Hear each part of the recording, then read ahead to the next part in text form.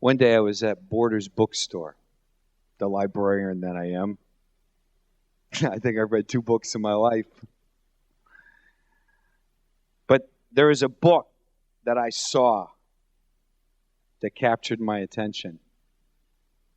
I bought it. And I had it hanging around for quite some time. And one day I was taking some travel with the company, and I thought, I'll bring this book. I'll be one of those sophisticated types on the airplane, and I'll read this book.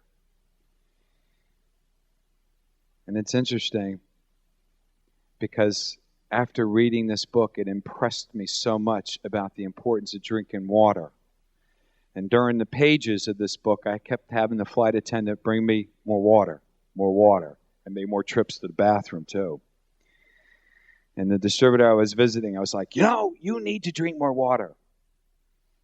And it's interesting, and I came back to the office here, and for those of you that know me, I've been affectionately known as the water guy. Drink more water. You got to drink water. You have to drink water. Mr. Capadonna would come into his office and it'd be like with a red glass. What is this? This is water. Drink water. You're not drinking enough water. And you see all the executives going out to use the bathroom because they're all drinking water now. And the more I kept reading this book, the more I said, I got to know who this author is. I'm curious to meet this individual. And I just want to read you some credentials so I don't leave anything out. He's a graduate of St. Mary's Medical School of London. He's the author of several books, among them, one of them, Your Body's Many Cries for Water.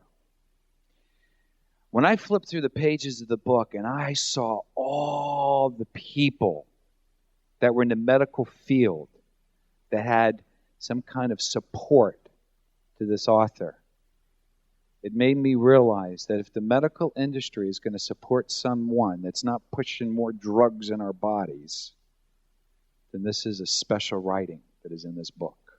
Water. A very healthy thing for the body. He put out an audio tape series. For those of you that ride in my car, you know that tape's sitting right there. And I listened to it. A lot of information. He's also has an audio as well as a video series, Water RX for a Healthier, Pain-Free Life. I will tell you that I used to have pains in my body. And I know it wasn't old age because I'm not old. But I had pains. I don't have the same kind of pains anymore. And I understand why. He spent 16 years researching the reasons why we develop painful diseases and how water can cure major body pains. He's sponsored or supported, I should say, by the AMA, American Medical Association. That's impressive. And respected by those in the medical professions, even though his methods are controversial to the standards of the medical theory. His association with Carico indicates how highly he thinks of us. And what is interesting is that we're fortunate enough to have a man that loves helping people through something as simple as water be one of our guest speakers. I'm proud to introduce the author of Your Body Cries for Many Waters, Dr. Batmanghelidj.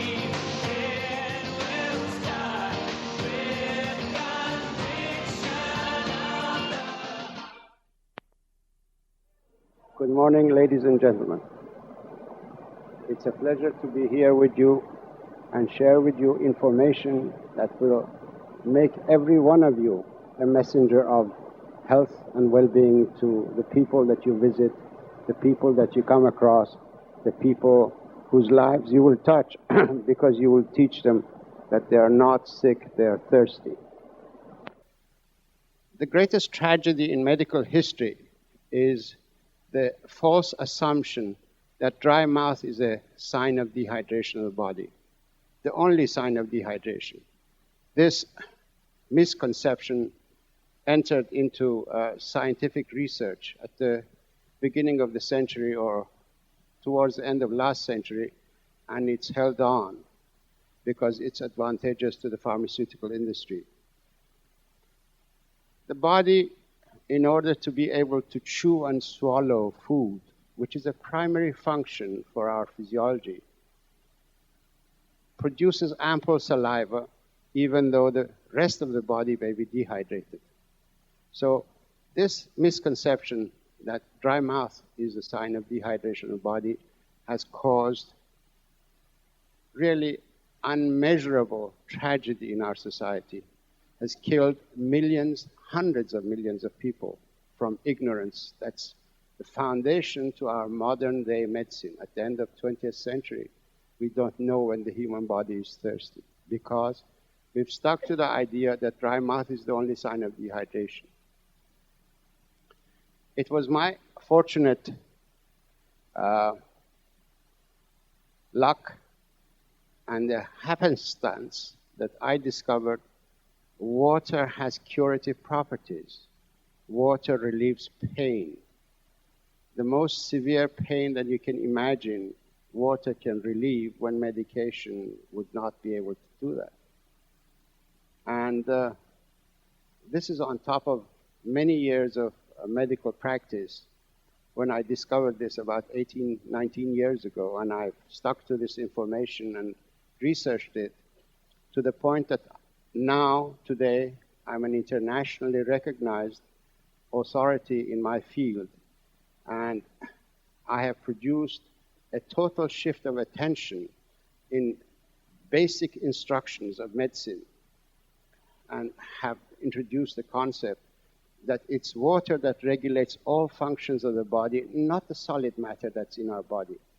Today, doctors give you this pill, that pill, thinking that they will find some sort of a solid composition that will turn the tide of events in the body and relieve pain and cure pain. Because up to now, we could not in the past cure any disease. We could only treat them. If you go and study a book in medicine, you will see that page upon page, hundreds of pages are written about any one topic, explaining the situation in the body when that disease is in the body. And when it comes to the explanation of what causes the disease, they all say etiology unknown. In other words, we don't know the cause. Today, we now understand that dehydration that settles in the body, expands gradually, produces so many different symptoms and signs. And because lack of water will also produce physiological upheaval in the body, the conditions that are produced by dehydration have been labeled as disease conditions. So many health problems of our society are produced just by dehydration.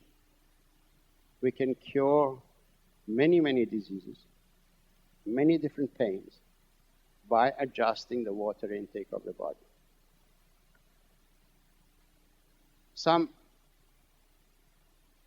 In 1979, as a result of my previous research and publication, I was invited to present at the third Interscience World Conference on Inflammation, a thesis that I have produced, and that histamine, all of you have heard of histamine. Have you heard of histamine? Raise your hands. You've used antihistamines? Raise your hands. Okay, histamine is the main neurotransmitter in the body that is in charge of water regulation and drought management. Water is the only thing that turns off histamine production. So any disease condition that depends on histamine or antihistamine, water can cure. Almost 90% of the medications in the pharmaceutical industry's arsenal of products are either directly or indirectly very strong antihistamines.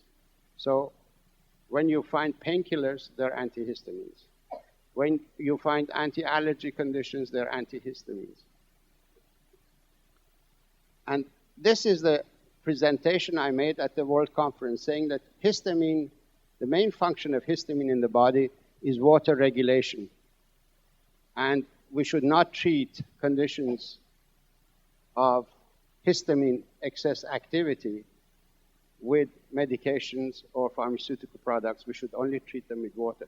Because when you suppress the signals of dehydration in a body, you don't alter the dehydration, the damage of dehydration will continue. And that's why so many different disease conditions occur throughout the lives of people who are not drinking water, but drinking alternative fluids which don't substitute water in the body. Caffeinated beverages, alcoholic beverages, sodas containing artificial sweeteners, excess fruit juices, they do not substitute water. We need water for the body, and that is what the design of the human body is all about.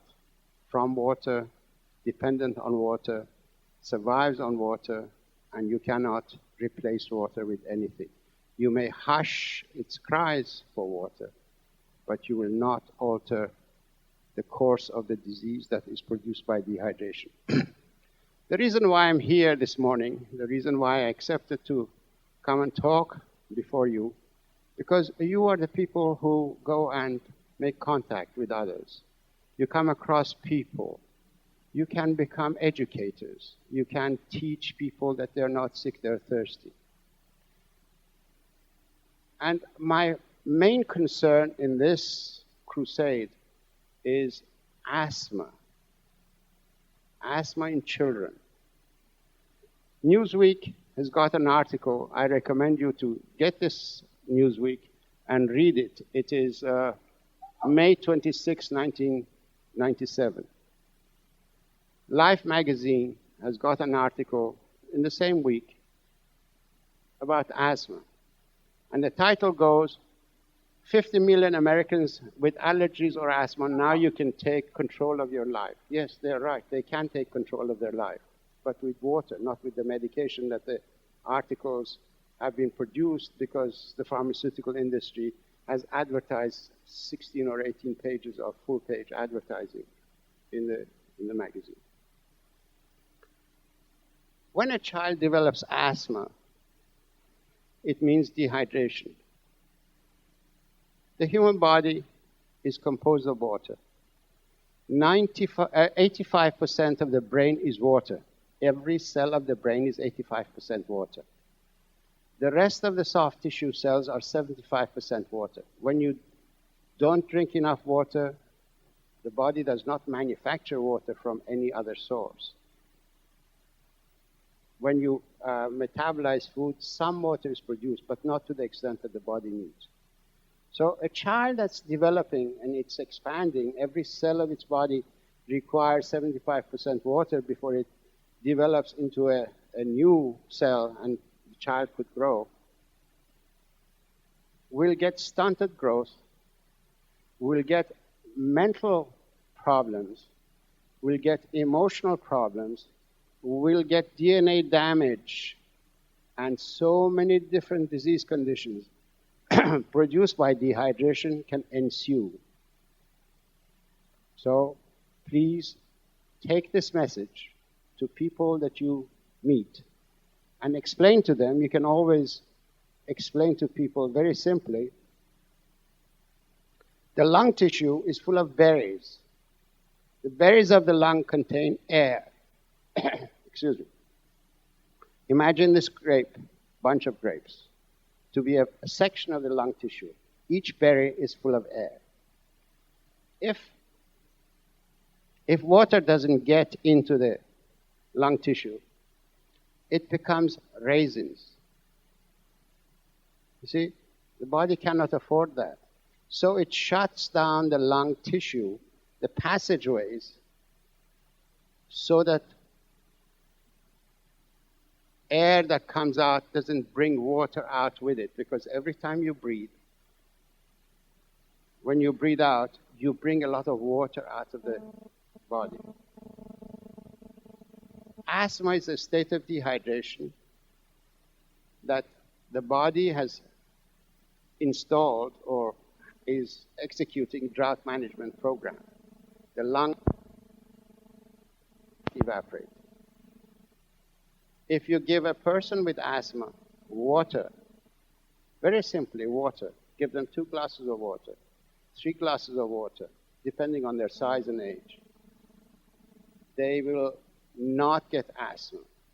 If they're in the middle of an attack, you can give them water and a little bit of salt, because another substance which is highly antihistaminic is salt. Because in the human body, there are 2 pools of water or 2 oceans of water. There is the ocean of water that's inside the cells of the body, and then there is the ocean of water that's outside of the cells of the body. When the body becomes dehydrated, the ocean outside is maintained. In other words, water is borrowed from the cells, and it's the ocean outside expands, and from there, water is injected into the cells that are important, such as the brain cell, the liver cell, and so on. When you have asthma, this is a crystalline salt, sea salt. All you need to do is to give a person with asthma 2 glasses of water and put 2 of these grains of salt on their tongue. That acts almost like an inhaler. It aborts an asthma attack. Take this information to the people you meet. I suggest that you read this book, Your Body's Many Cries for Water. I think you can get it from Carico and thoroughly become knowledgeable about dehydration in the human body and what are the symptoms of dehydration. And then subsequently take this message to the people you meet, and you become the angel of health, good health. And you will be able to share the information that's new in medicine, and medical profession in the commercial system is not going to take this information to the public. It's up to people like you and I to take it to the public. Thank you very much.